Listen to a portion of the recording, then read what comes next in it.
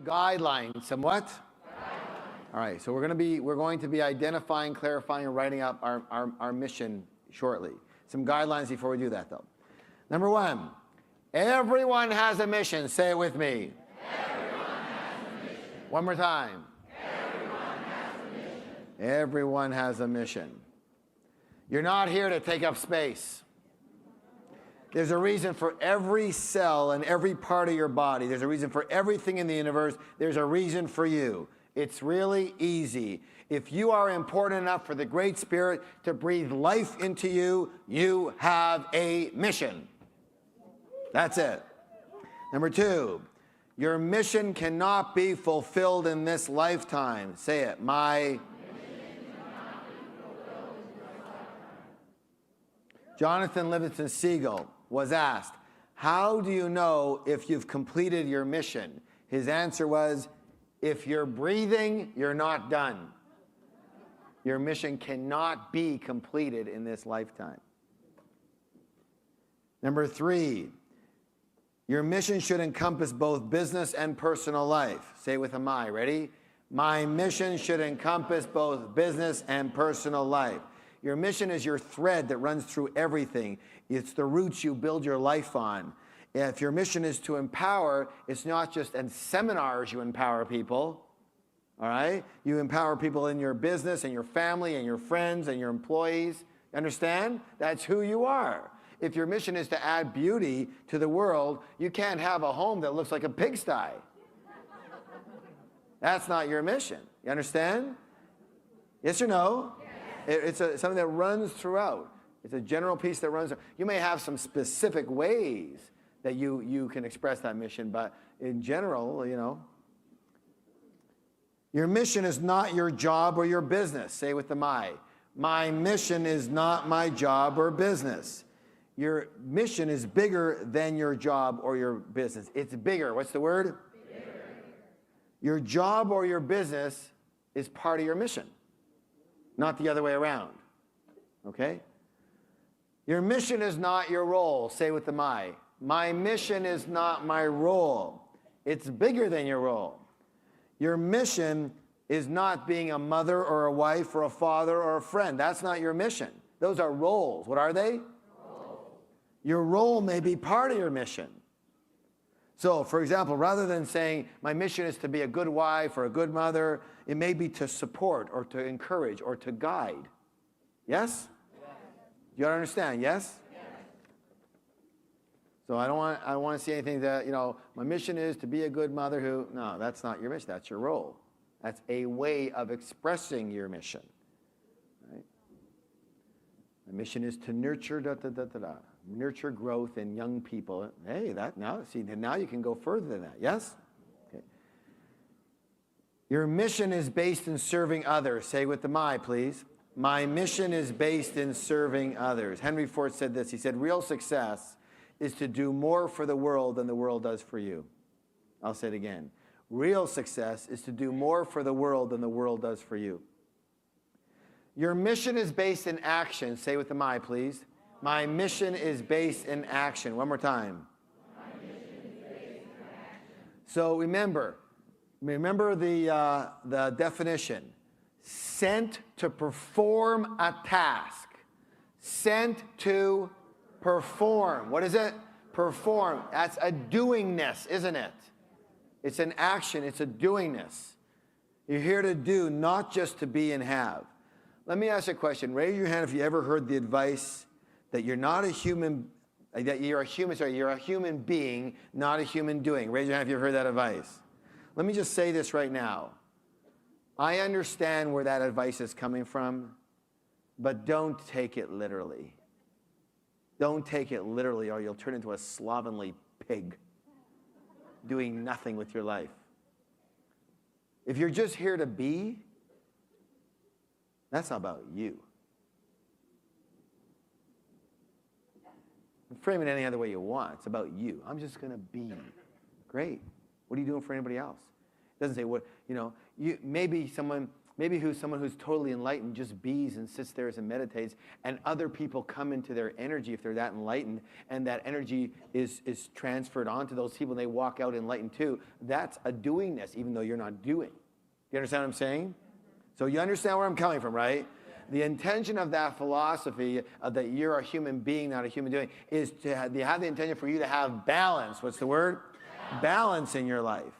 For the people who are overdoers of everything and don't even have time to do their mission. That's where it comes from, but don't take it literally. It's about, your mission is a doing. Say it. My mission is a doing. It's a doingness. What are you here to do? Now, again, poor people always think either or. Rich and successful people think both. So you're a human being and you're a human who's doing. Yes? There you go. Can you buy that? All right. Give somebody a high five and say, I can buy that. Okay. Shh. Your mission does not have to be huge. Say it. My mission does not have to be huge. Of course, you want to help as many people as possible, but it doesn't have to be helping millions. It doesn't have to be earth-shattering. That could be too daunting for a lot of people, right? That could be part of your vision there. You assist who you can, and you assist as many as you can. That's it, yes? Raise your hand if you saw the movie Simon Birch. Simon Birch. If you haven't seen that movie, I want you to go rent it this week, yes? We see Simon Birch. You know, I'm not going to give the movie away because a lot of you hadn't seen it, but he's a 12-year-old. He always said, he kept on saying that he knew he had a destiny. And his whole destiny ended up being, you know, saving one life, and that was it, all right? But you know, the entire program, the whole show is about him constantly saying, I know I'm here for something. I know I'm here for something. And that something came about, and that was the end, all right? So, your mission should excite you and ignite your passion for or against something. So your mission should excite you. Say, my mission should excite me. Let me hear you. Excite you. Very good. There's a misconception, as I said earlier, that it has to be full of suffering.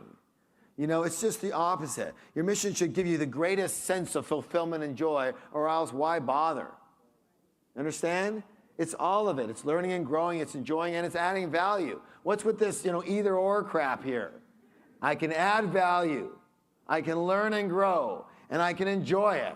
Hey, nice life. Yes? Yes. You know, this stuff about, yeah, I add value and you got to suffer and all that. If you want to buy that, buy it. Not for me. If you think you're more pious for suffering, it's probably for you. You get some more brownie points when you go up there, right? Is that it? Someone tell you that? Your mission has nothing. Listen, I'm going to say this. You know, a lot of people here have a very strong religious background, and power to you. I think religion is a wonderful thing for people. It gives them lots of support. It gives them people to support with, about being in touch with the higher power. Does that make sense? And I buy that 100%.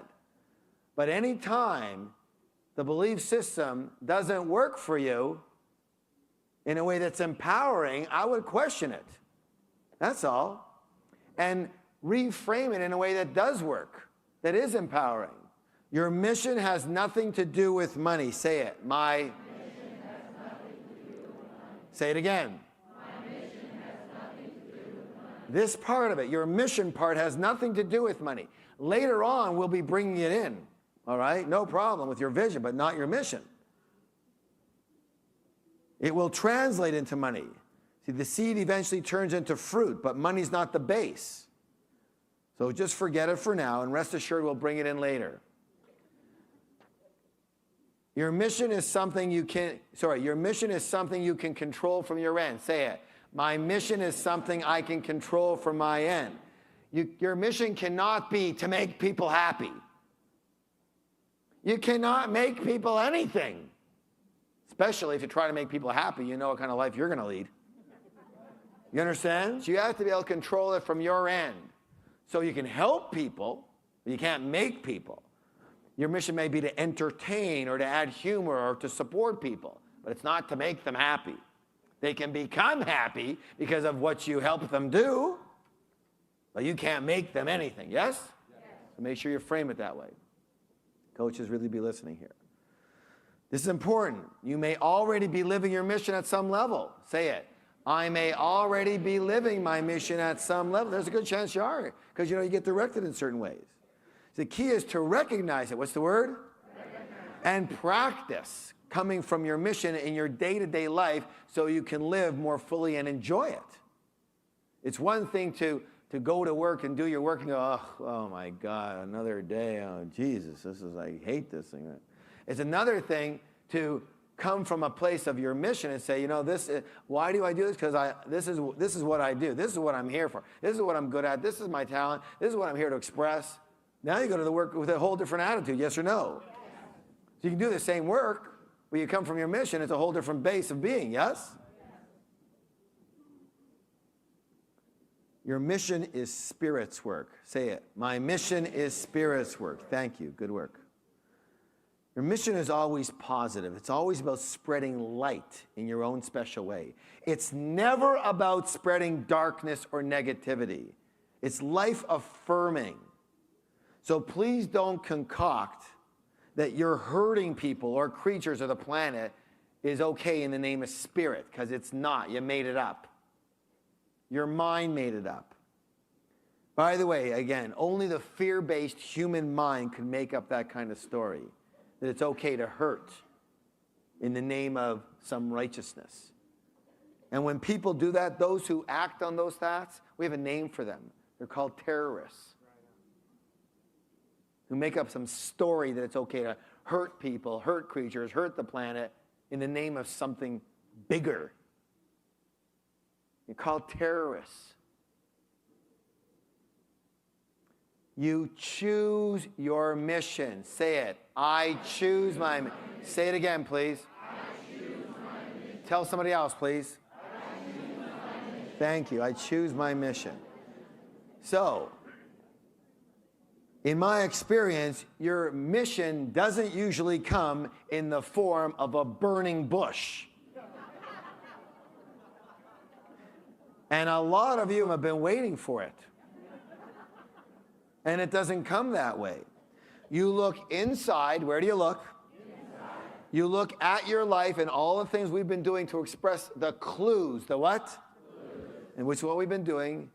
But in the end, after you've got all that down, you will have to make a choice. You have to choose what you believe is your true mission to at least try on and live into and see how that resonates with your energy in the real world. In the end, it's going to be a choice. Does that make any sense? Yes. So rest assured, you're saying, well, it's supposed to come from guidance.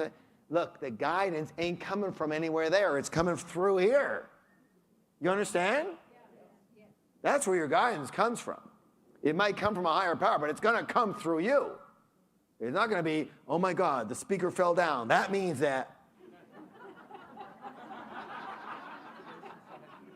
And it does. You're going to make that up, though. You understand?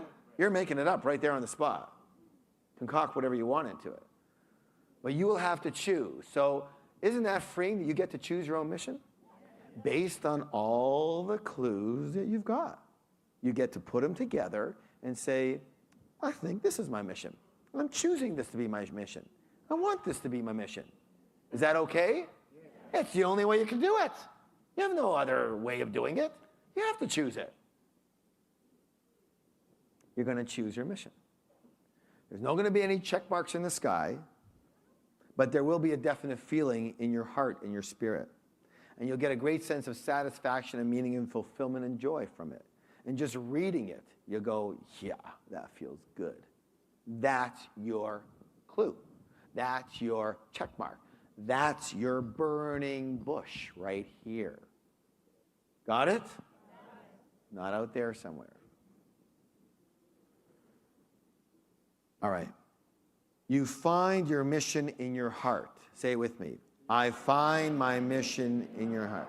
One of our students, Mariana, she had a beautiful saying, and it said this: you cannot figure out your mission logically from your head because it stems from your soul.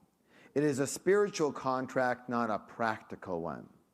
Your mission is in your bones, programmed in your heart, not in your head. Let me read it again. You cannot figure out your mission from your head because it stems from your soul. It is a spiritual contract, not a practical one. Your mission is in your bones, programmed in your heart, not in your head. All right. So the question comes up, what if you're not there yet? What if you're not perfect in your area? Can you still help? Sure you can. When I was, again, 2020, hindsight's what? 2020. When I was young, I got a set of golf clubs for my 13th birthday. And I lived about, I don't know, maybe 300 yards from a driving range and a golf course when I was younger. And I got this set of golf clubs, and I self-taught. I got self-taught on how to play golf. There wasn't even any videos then.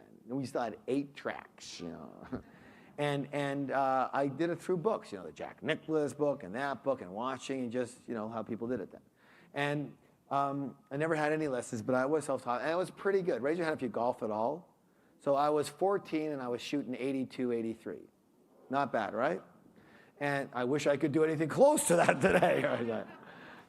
That's the problem. I wish I never had that. Then I don't feel so bad every time I shoot. But what I noticed was that, you know, I played with people all the time because I was always a single, right? I played with myself. And people would come, and you play with 2 or 3 other people. And you know, usually adults, not too many kids were on the golf course, especially in those days. You know, Tiger hadn't been out there yet. And so, yeah, I played with all of you. And I always noticed that, you know, I had this problem that, you know, I could see because I was self-taught exactly how to hold it, where to put my elbow, how to delay the whole piece here. And it was working for me. And I had a really beautiful swing. Everybody saw me, oh my God, look at this kid swing. It's unbelievable. And I could drive the ball 230, 240. I could putt like gold. I mean, it was strong. And I just learned the technique, the strategies for doing it. And so, you know, I knew how to do those things. And it was always like whenever I played with somebody, for the first couple of holes, you know, first 3, 4 holes, I wouldn't say anything, you know, but it would be driving me crazy that I could actually see somebody doing something drastically, quote unquote, wrong. And it felt like I had to say something. Even though I was 14, 13, and the person's 40, 50, whatever, you know, smoking a pipe or a cigar and, you know, with their buddies, and I, you know, I was a single, got shoved with them, you know, and who's this kid, right? And the person would be standing there, and every shot would be a hook right into the woods, hook right into the woods. And I could see, you know, the person is standing with a stance that's set up for a hook, which means 1 foot forward, 1 foot back. You know, it's a front foot forward, and that's a hook stance. You're going to hook the ball when you hit that way, right? And so I would say, you know, sir, and you go, yeah. I go, yeah. You know, if you don't mind me saying so, what is it? You know, after he's broken his 3rd club, you know, type of thing. I'd say, you know, the reason that your ball's going in the woods every single shot is because you're standing with your left foot in front of your right. And if you just straighten those out and tried it, maybe it would go a little straighter. And that's kind of what I do, and it works pretty good. And he'd do it, go, hey, kid, you know, here's a couple bucks. Hey, help me out. You know what I'm saying? So I was this kind of person that always, if I saw something, I would share it. But, you know, and when I was very young, I never thought that would translate into a business or into I never thought I'd be a teacher or a trainer, never. Just, I was one of these people, kids. I had a natural talent for certain things, and if I saw something, I would let people know. Does that make any sense? Yes. Raise your hand if you can relate to that. And so even the same thing, when I used to live in Lake Tahoe, and I skied a lot, and I became a fairly proficient skier. And I wasn't the best skier, but I certainly knew how to ski, and I knew the strategies. And so it would, you know, it wouldn't bother many other people to see people kind of crashing down the hill or struggling down the hill. A lot of people go by, oh, look at that idiot. Right? But me, it bothered me. It bothered me, right? So it would be like I'd see somebody, you know, going down the hill and, you know, like this, and, you know, they're falling all over the place. And I would, you know, be zipping down, and I would see that person, and I would stop. I don't know who they are. And I'd stop, you know, make it a little tired, and I see a person coming down and, you know, barely in balance. And I'd be the kind of person that would say, hey, how's it going? And they go, oh, I'm hanging in there, right? And I go, you know, would you would you like a little tip that could maybe help you? And they go, yeah, sure, anything. Raise your hand if you ski at all. Yeah. I say, you know, your hands have got to be down the hill, forward. Good tip, yes? Because if your hands aren't forward, you're dead. As soon as you're hanging back, it's over, right? That's what gets you in the front of your boots, right? In the front of your skis. It's a little secret that good skiers know, you know, hands forward. And I'd say, you know, get your hands forward, both, because they're like this, right? Trying to get away from the hill, which releases their edges, and where you got to move into it going out, right? It's the opposite. I say, just get your hand, and I would take my time, and I would ski down with them, yell behind them, hands forward, throw your hands forward, keep your hands forward. And I didn't even know them. They didn't know me, nothing. I was just one of these type of people.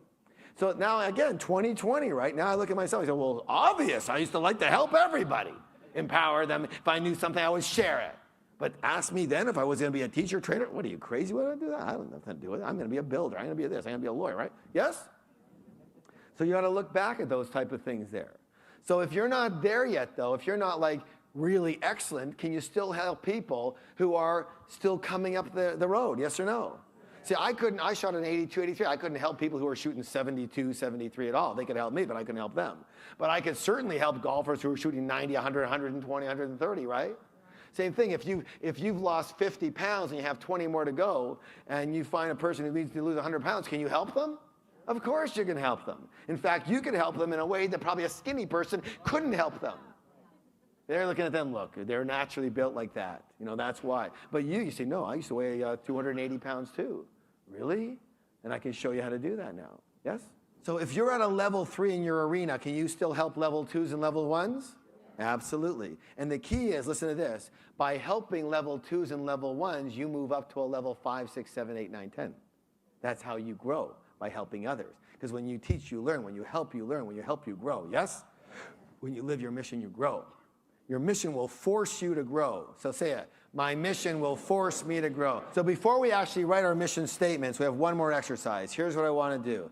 This is a metaphoric type of clue. It's a very, very powerful way to tap deep inside.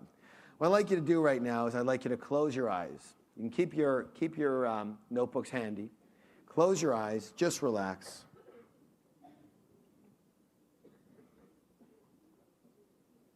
Take a nice deep breath. And let it out.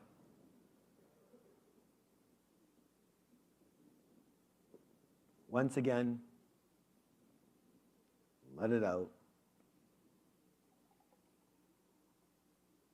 Just relax. You're in the right place. Perfect. And get yourself into a peaceful place in yourself, centered and peaceful. And I want you to go back right now in time to when you were a teenager. And picture yourself and feel what you felt like then. So picture yourself as a teenager and feel what you felt like as a teenager. And now I want you to go back to when you were a child, around 5 or 6 years old. And picture yourself and feel what you felt like then. And now go back to when you were a little baby.